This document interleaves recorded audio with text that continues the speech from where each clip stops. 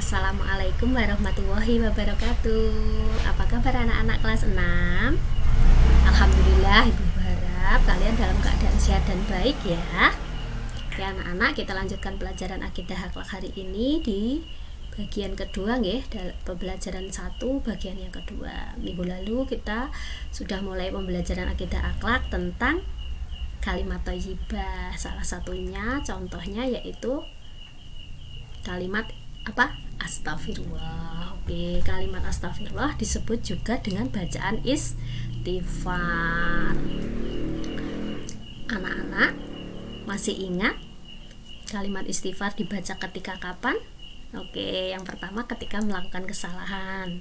Boleh. Terus sesudah sholat fardu maupun sholat sunnah, dimanapun dan kapanpun boleh membaca kalimat istighfar atau bacaan istighfar, yaitu astagfirullah. Hari ini kita akan melanjutkan ya.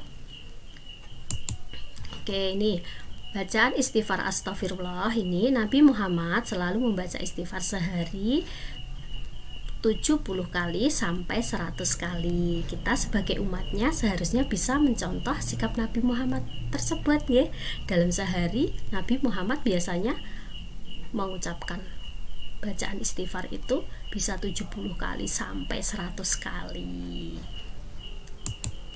Bagi orang yang bersalah karena melanggar perintah Allah, hendaklah mereka bertobat dengan tobat nasuha, yaitu tobat dengan sungguh-sungguh. Anak-anak, kalau mempunyai kesalahan juga ya, yang melanggar perintah Allah juga harus segera bertobat, disebut dengan taubat nasuha. Apakah taubat nasuha itu? Ya, Bu Guru jelaskan. Taubat nasuha artinya menyesali perbuatan dosa yang dilakukan dengan sungguh-sungguh. Nah, caranya bagaimana, Bu? Oke, anak-anak kalau melakukan kesalahan atau orang-orang yang melakukan kesalahan, terutama yang melanggar agama, perintah agama, harus segera bertobat dengan sungguh-sungguh. Tidak boleh hanya diucapkan di mulut saja, tapi juga harus dengan sepenuh hati ya. Tidak boleh hanya main-main saja, harus sungguh-sungguh bertobat dengan tidak mengulangi perbuatannya lagi. Caranya bagaimana? Tata cara taubat nasuha itu. Oke. Nih tata caranya. Membaca istighfar berarti membaca astagfirullah. Terus menyesali perbuatan yang dibuat tadi, menyesali perbuatan yang telah dilakukan, perbuatan salahnya yang dilakukan tadi. Terus berjanji tidak akan mengulangi dosa itu lagi. Berjanjinya dengan sungguh-sungguh, berjanji dalam hati, tidak boleh main-main. Hari ini tobat, jam ini tobat, nanti sore diulangi lagi, atau besok diulangi berbuat kesalahan lagi, berbuat dosa lagi, itu tidak boleh.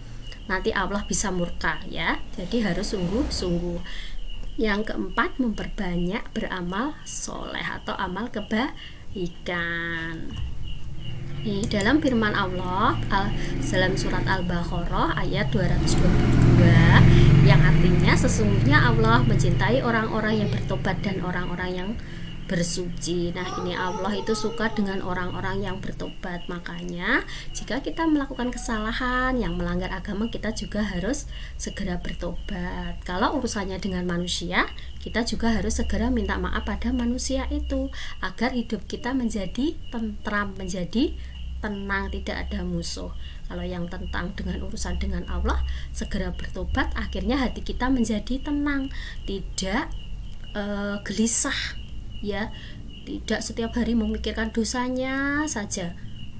Makanya itu kita harus lebih berhati-hati dalam bertindak nggih. Nih, hakikat bacaan istighfar adalah permohonan ampun dari seorang hamba kepada Allah. Maksudnya seorang hamba itu kita itu adalah hambanya Allah, umat Islam di dunia.